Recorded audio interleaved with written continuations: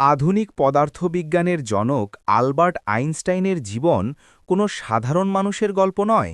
এটি ছিল কল্পনাশক্তি, জেদ এবং অজানাকে জানার এক মহাকাব্য।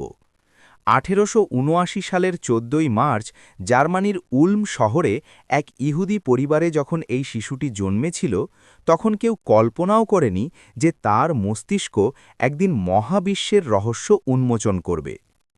এক অদ্ভুত শৈশব, নীরবতার অন্তরালে প্রতিভা। ছোটবেলায় আইনস্টাইন মোটেই মেধাবী ছাত্র ছিলেন না। তিনি কথা বলা শুরু করেছিলেন বেশ দেরিতে, প্রায় ৩ বছর বয়সে। শিক্ষকরা মনে করতেন তিনি কিছুটা ধীরগতির এবং অবাধ্য, কিন্তু এই নীরবতাই ছিল তার শক্তির উৎস। ৫ বছর বয়সে বাবা যখন তাকে একটি কম্পাস উপহার দেন, তখন থেকেই তার মনে প্রশ্নের জন্ম নেয়। কেন কাঁটাটি সবসময় উত্তর দিকে মুখ করে থাকে? অদৃশ্য কোনো শক্তি কি একে নিয়ন্ত্রণ করছে?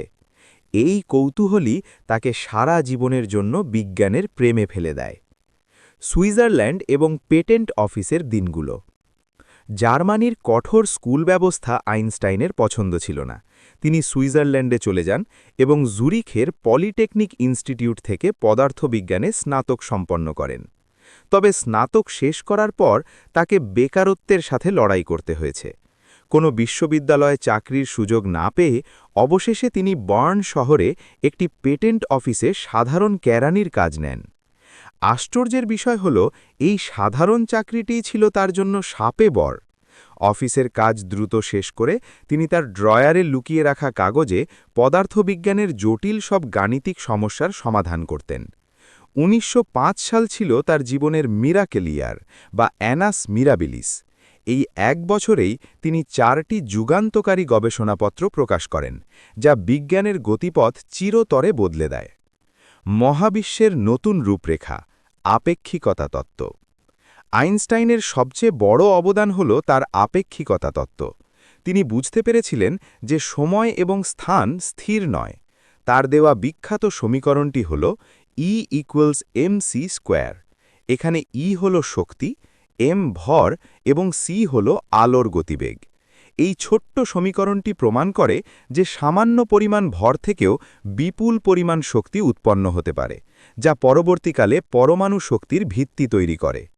১৯১৫ সালে তিনি প্রকাশ করেন সাধারণ আপেক্ষিকতা তত্ত্ব বা জেনারেল থিওরি অফ রিলেটিভিটি।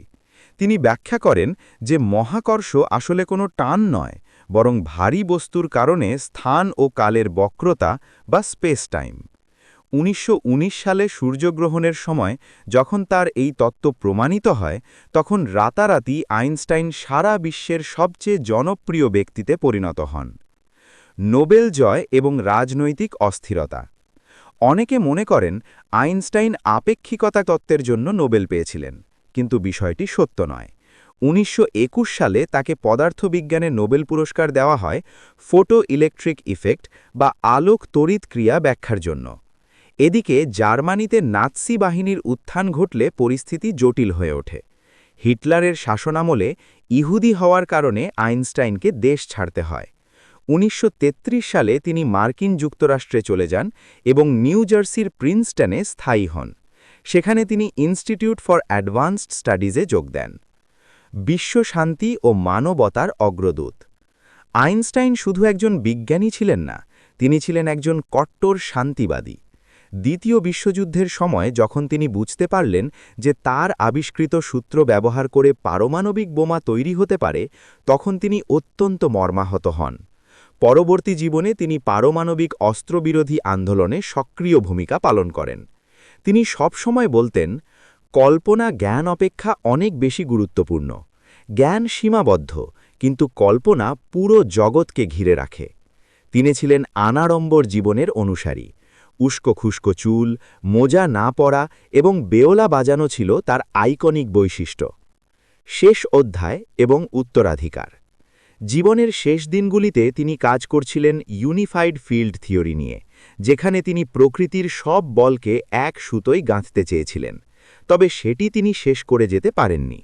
১৯৫৫ সালের ১৮ এপ্রিল এই মহান বিজ্ঞানী মৃত্যুবরণ করেন।